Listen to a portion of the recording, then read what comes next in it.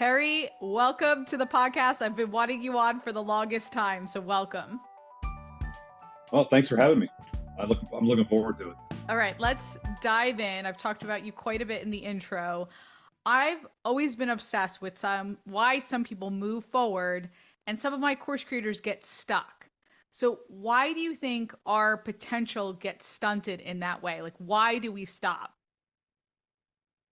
Well, I'm going to steal something from from Hillary Blair, who's a speaker that I heard recently, and I think it's because we get confused and think that being uncomfortable means that we're not confident or competent. Okay, I like that. Because we need to live in being uncomfortable, but that doesn't mean we shouldn't be confident and competent.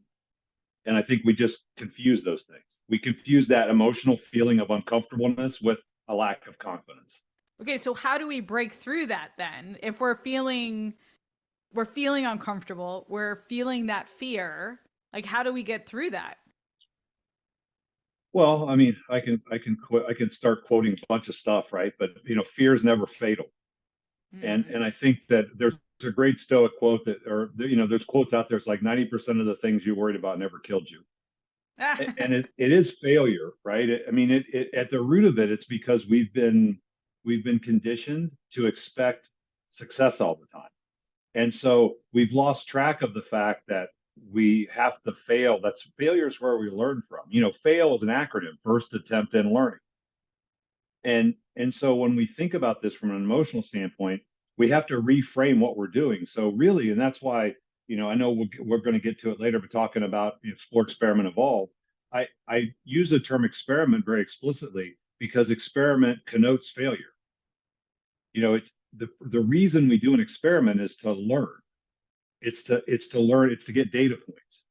And so if we reframe our effort and say, okay, I'm going to do this thing, and I'm merely doing it to find out what happens on the other side. There's no success, there's no failure.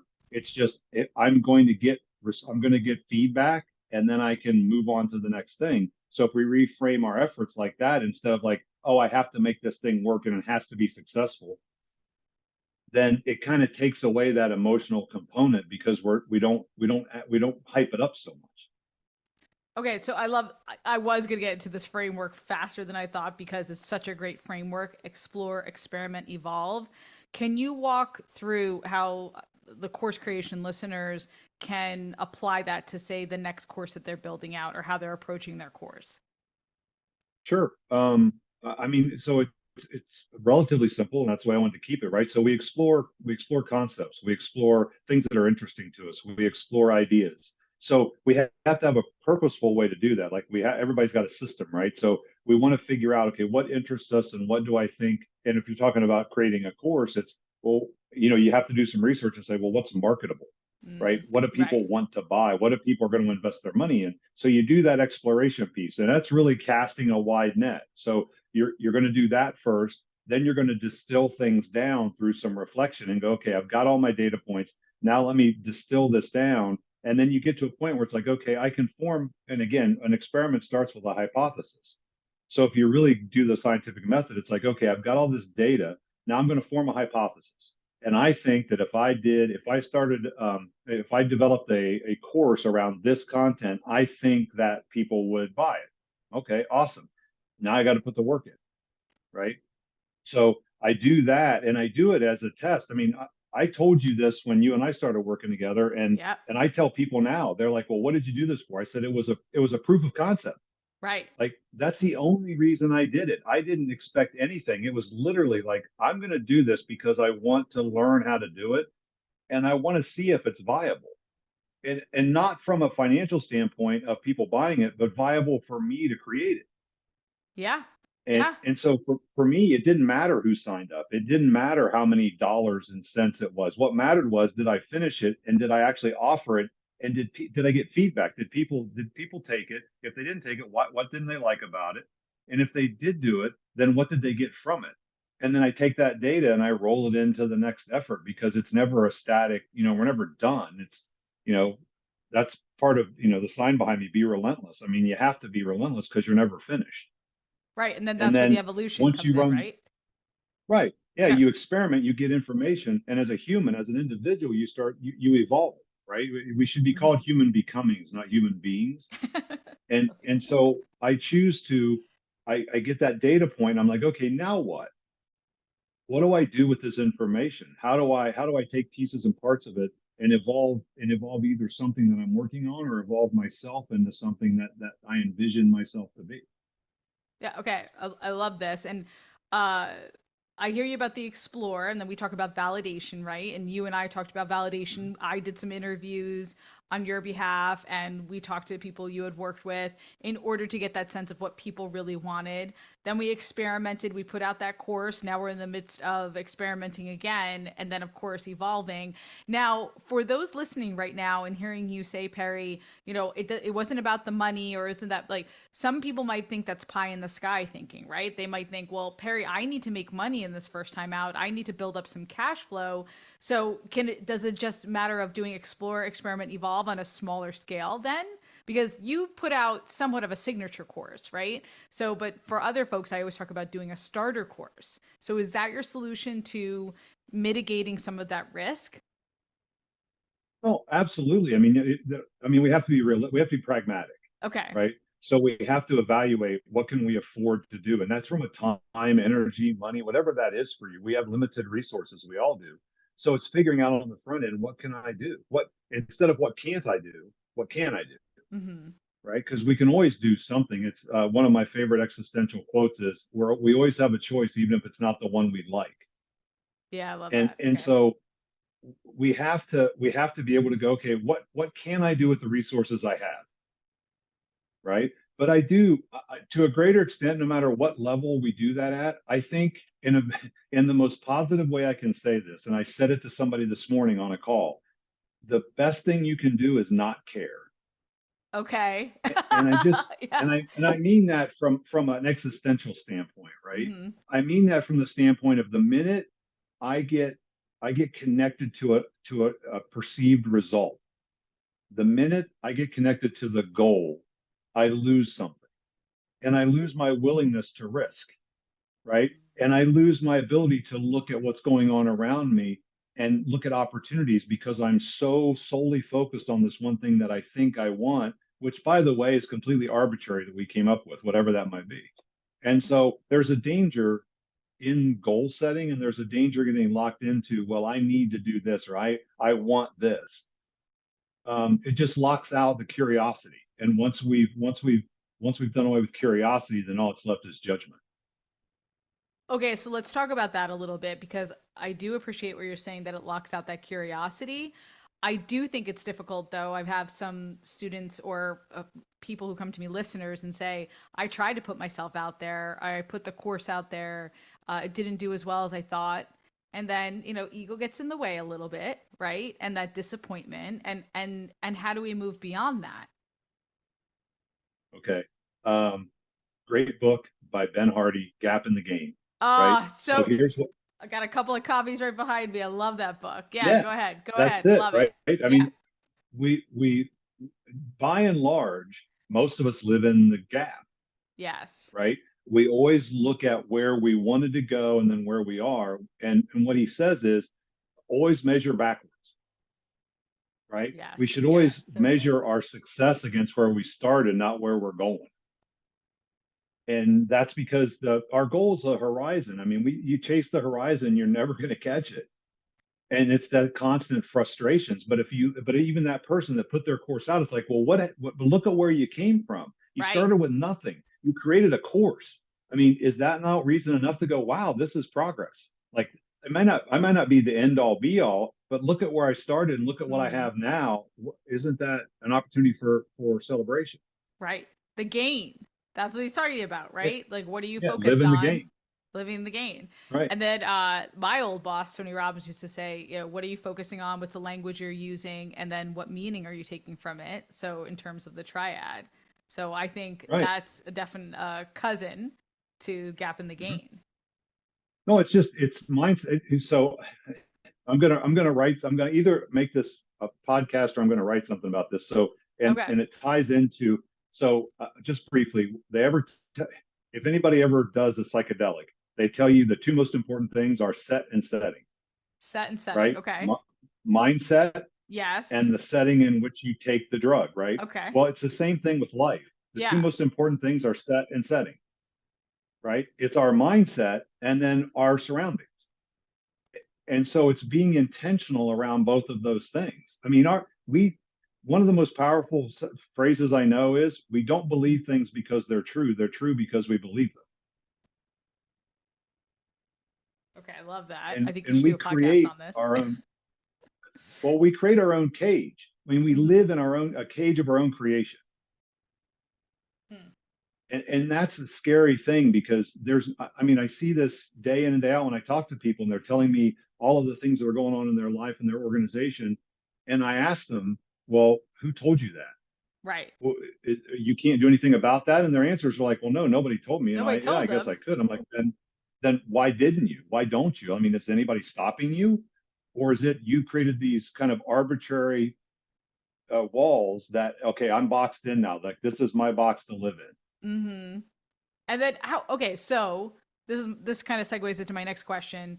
What are we focusing on as business owners? Because as course creators, we're business owners, right? We're building up our course-based businesses. What are we focusing on that we shouldn't, or you can flip it around and say like we need to be focused on this more? Wasn't it? I mean, I would always personally, it's like impact, right? That's what I focus on. Okay. What positive impact am I having on people?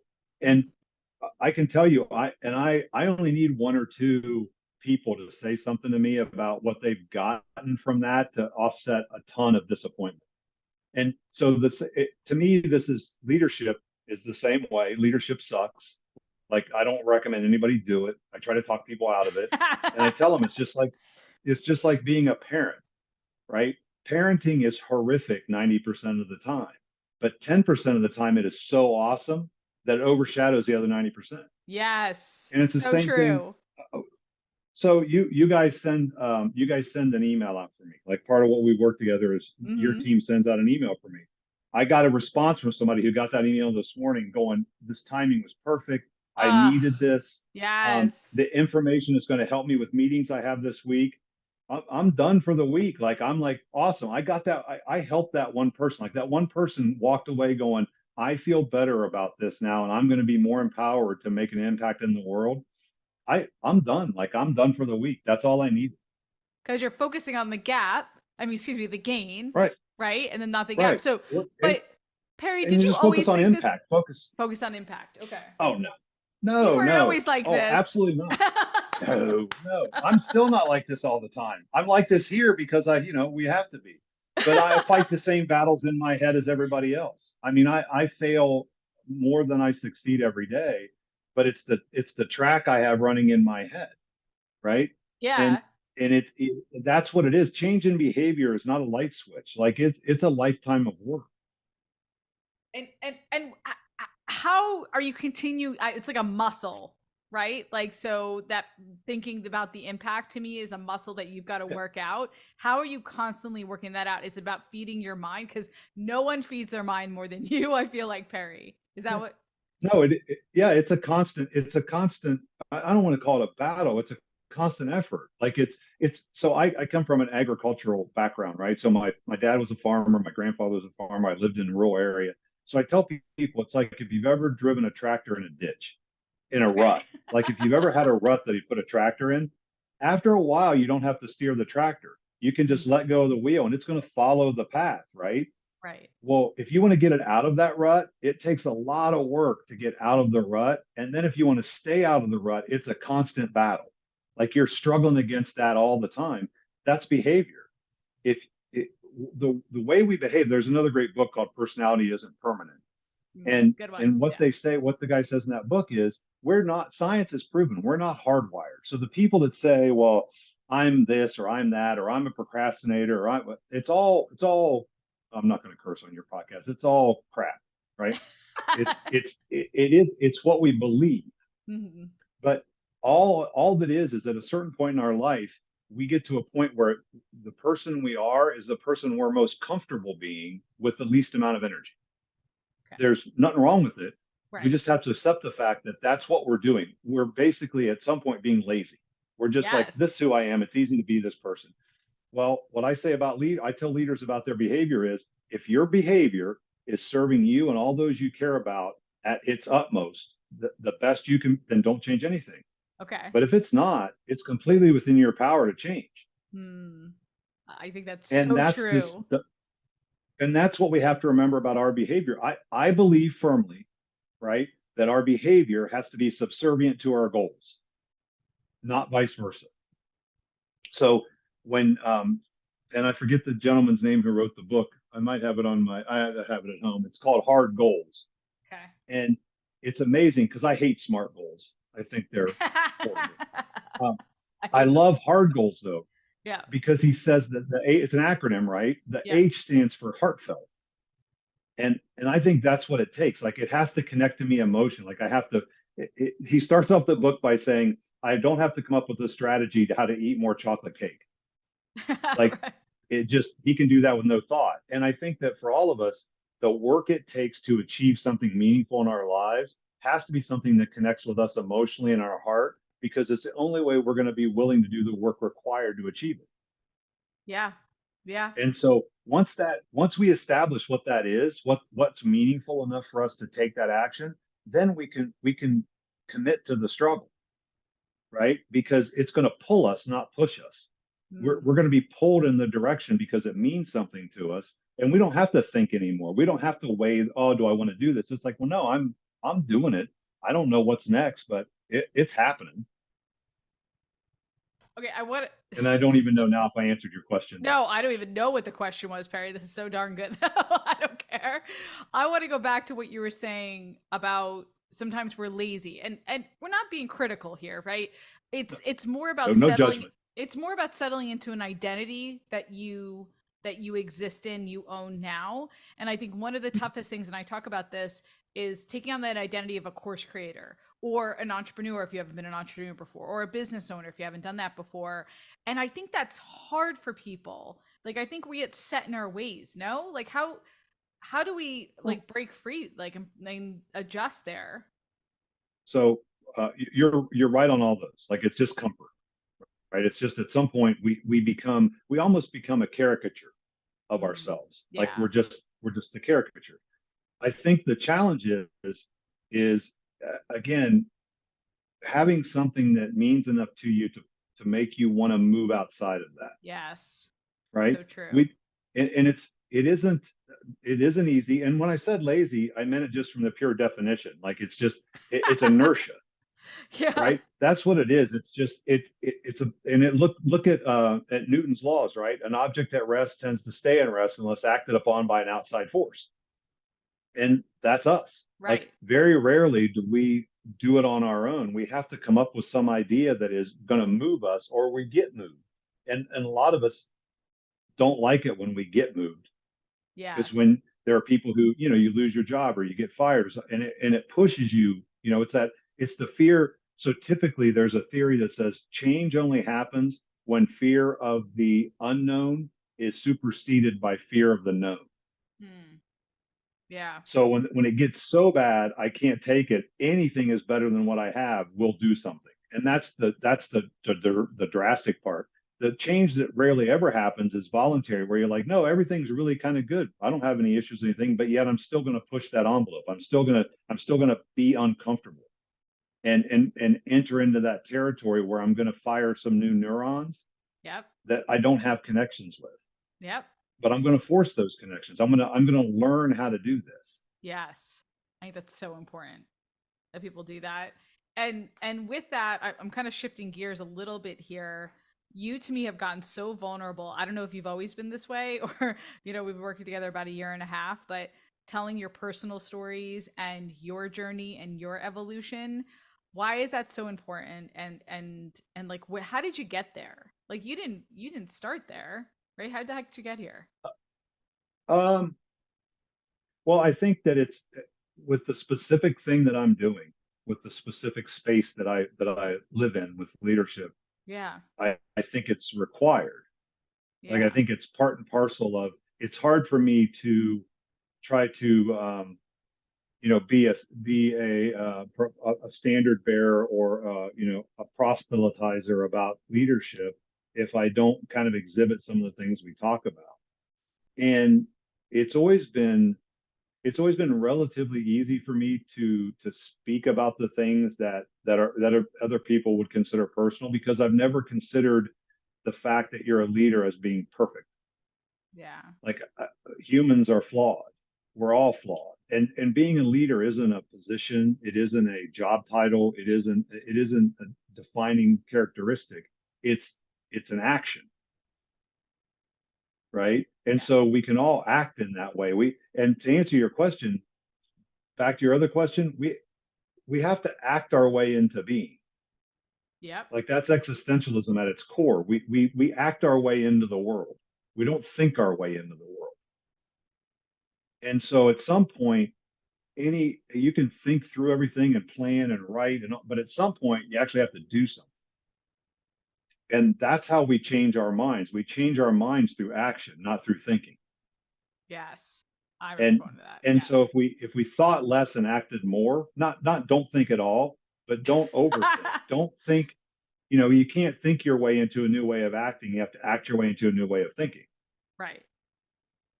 And so, I from a vulnerability standpoint, it's funny when I get the comments back on some of the stuff I write. It's like, oh, thank you for being vulnerable. I can't. And it's like, well, we can all do it. Like, it should be okay. Like, that's the whole point of doing it is I can't, I would never drag somebody into the deep end of the pool.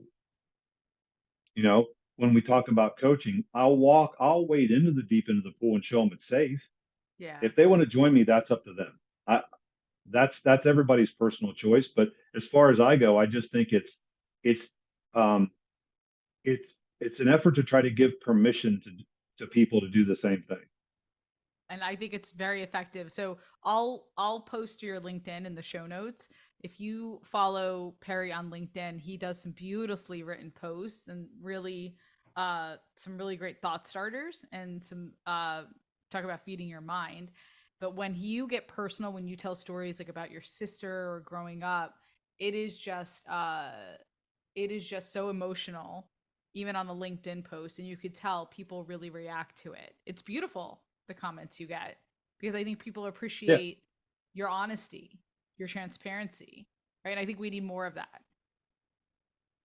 Yeah, and I think that it connects with people. Again, that's what you're trying to do. If you go back to anything, I mean, what you do with people, and you're trying to in course building, you're creating a community. Yes. Right. You're trying to create a community, and communities are created by emotions, not by intellect. 100%.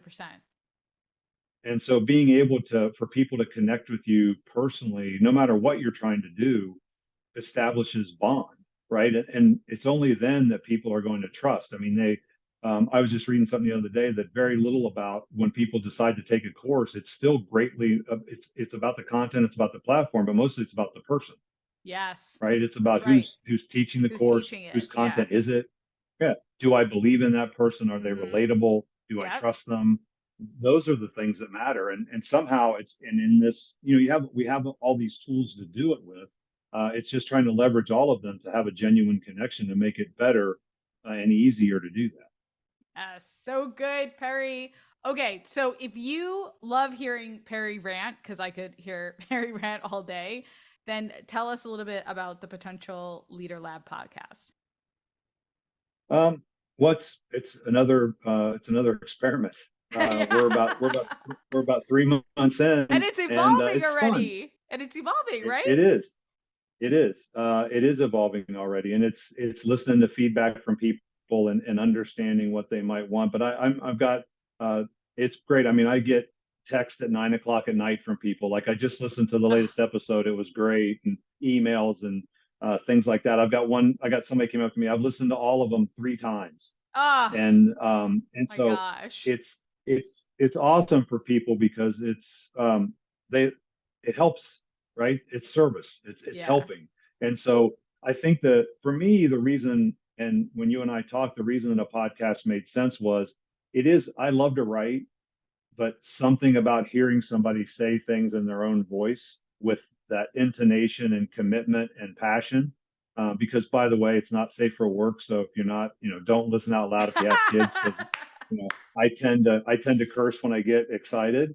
And I never will forget my high school biology teacher, Mrs. Finke, used to say that cursing was a sign of a weak vocabulary. So I always have that in the back of my mind, but I have a pretty good vocabulary. You have a very good vocabulary, Perry. Don't you worry about it. I don't care about throwing a couple curse words in there for punctuation. But I love it. It is evolving, and what I try to do is I try to have an alternative opinion about certain things. Yes. Right? And for no other reason than just to give people the ability to go, maybe. Right. Yep. I'm not expecting everybody to agree with me. I really just I want people to join the thinking revolution. Like, I want people to stop and actually think, because we don't do that anymore. It's too easy for us to get sound bites and clips and just absorb that, instead of really digging in and doing the deep work that is a cognitive heavy lift. And that's what moves the world. And we need more of that. We need people that'll take the time to do that heavy lifting. So good. So good. So listen to the podcast. I will link to it in the show notes. It is tremendous. It is, to me, it's like a stream of consciousness just listening to you. And I think that's why it's such a powerful medium too, the podcasting versus writing. You could tell you're just free flowing. So I'll link to that in the show notes. We'll link to your LinkedIn. And we're going to meet after this, because we've got more to talk about in terms of growing your presence in your platform, and just excited to keep working with you, Perry. So thanks for coming by. Oh, thank you. It's great. I love the opportunity to talk. Okay. Thanks, Perry. Thanks.